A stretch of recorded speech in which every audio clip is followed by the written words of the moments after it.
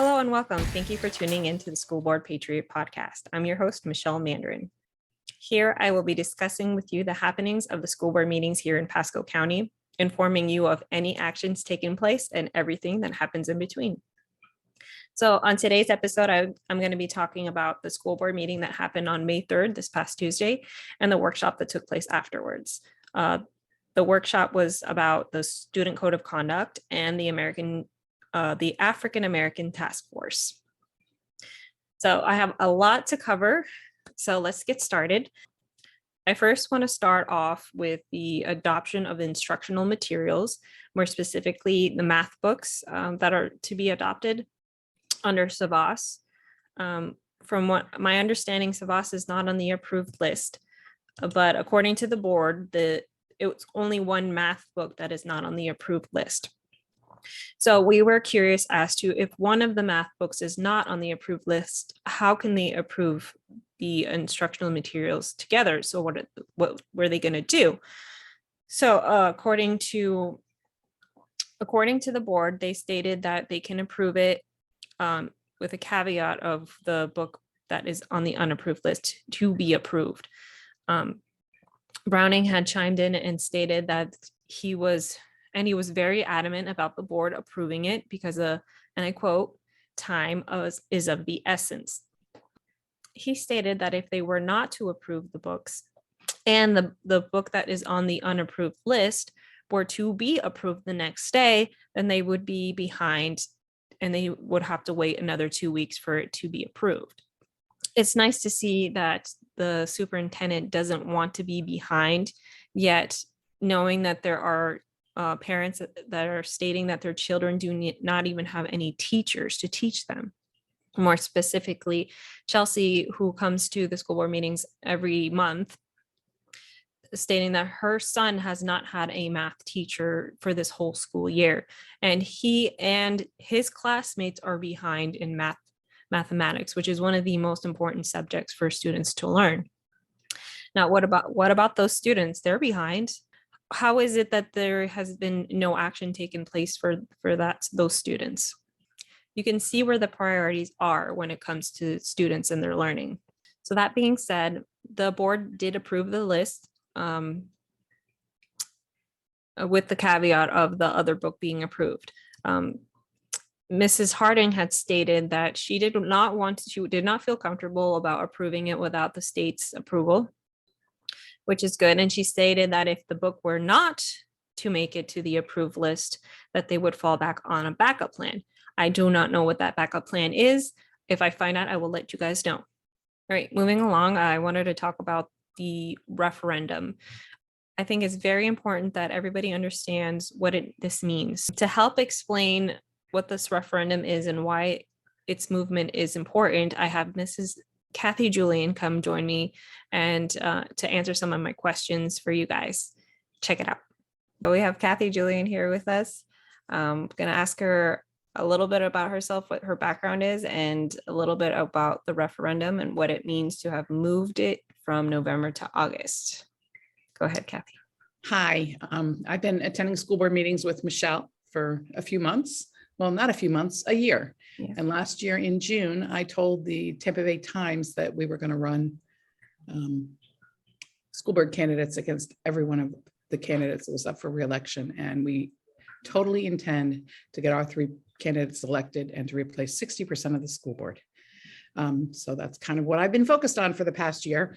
I do have a background in finance and accounting. I work as an accountant in my family's business. I have an MBA. I earned it a long time ago from a top university. And I don't understand the numbers. And what I have found, being so advanced in my life, that usually when something is not understandable by me, that means there's something wrong, that they're not telling you all the facts. And they're telling us out of the $18,000 that we get per student is in the budget, the total budget divided by the number of students is $18,000 per student. They're telling us only $8,000 of that is available to be paid in salaries. If that's the case, then we're paying, our average salary cost is $67,000 per employee, which is crazy. Most of our employees are not top paid employees. I have no idea how much the budget, the amount that is paid in benefits and health insurance is, but it seems excessive to me. And I am waiting for information from the county back on that. The other thing is changing the vote from November till August. First of all, it gives very little time for there to be conversation within the community about this issue. And the main thing is they know there's less voters at a primary, way less voters. And this year, because there's really not a contested Republican primary, the contest is in the Democratic Party. They're going to have more Democratic voters. So that's simply why they changed it.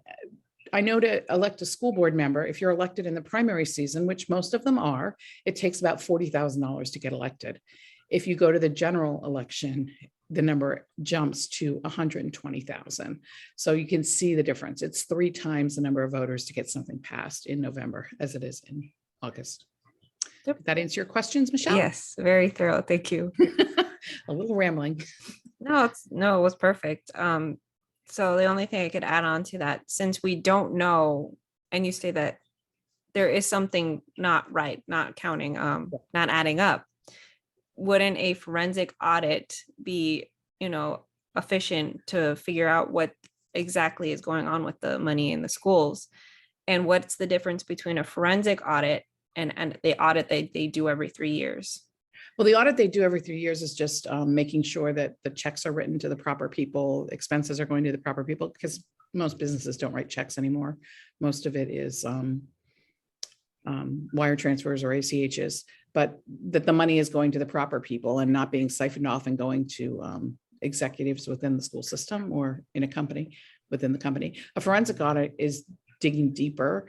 I'm not exactly sure of the definition of that, but I think we need to have a better understanding of the numbers for sure. And I don't think it's a bad idea to request a forensic audit. Yes, I agree. All right. So I think that pretty much sums it up Okay. as far as the questions that I had. Okay. Oh, well, maybe one more thing. With Megan's spiel during the meeting, when she was trying to explain her views on the finances in schools, she spit out a lot of numbers. So what's the difference between the numbers that she stated and, like, how was it broken down as far as the number per student? Like, well, the 2 numbers that I've looked at are the $18,000. That's the total budget, the global budget, which is $1.4 billion. And then they tell us that they're only allowed to spend $8,000 per student. yeah. So those are the numbers I believe she was spewing. I would have to go back and look at that video, really, Michelle. Okay. I can do that. Probably this weekend I would have a chance to do that. Okay. So maybe we can do a special edition on Monday. I think that's a good idea. Okay. I think it's very important that everybody understands, especially knowing the kind of how I am with not understanding the finances. I'm sure there's a lot of other people that are like, oh, I don't know, more money sounds good for teachers, I'm going to vote for this, Exactly. Well, the problem is that we've uncovered a few things, and we know that we've added a lot of administration into the district. Yeah. Our student numbers have not gone up that much. I mean, they're constantly whining about charter schools taking the money. Yeah. Private schools taking the money. Well, somebody pointed out to me that the private school money doesn't actually come from the school district. It comes directly from the state. And I haven't verified that, but that is my recollection, that the McKay scholarships come directly from the state. So those are students that are taken out of the local school system and sent to a private school. But when my son had one, the money was only about $4,000 that we got towards private school tuition. Oh, okay. So that's actually a win for the public school system. Yeah. If that money is coming out of their budget, because say right now that number has gone from $4,000 to $6,000. Well, there's 18 minus 6 is not a negative number. It doesn't have a negative impact on the school. Yeah. That point. That's good. That's good to know. So like I said, I need to look at that in more detail, but I can do that. Okay. We can have another interview and more detailed. And so, because I really do think this is really important that everybody understands how to, view this correctly, Correct. Yeah, and they make it complicated on purpose. Of course. And usually when people do that, it's because they're hiding something. Of course. So we just need to keep that in mind. And I know Yes. you do. Yes.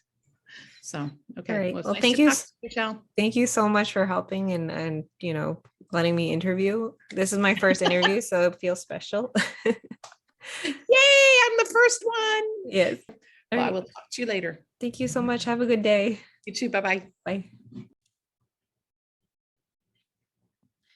All right, so that was that.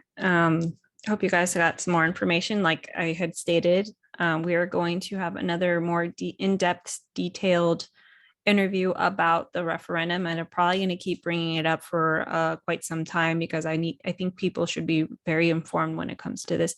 This is a very big decision that people must really do their research and look into.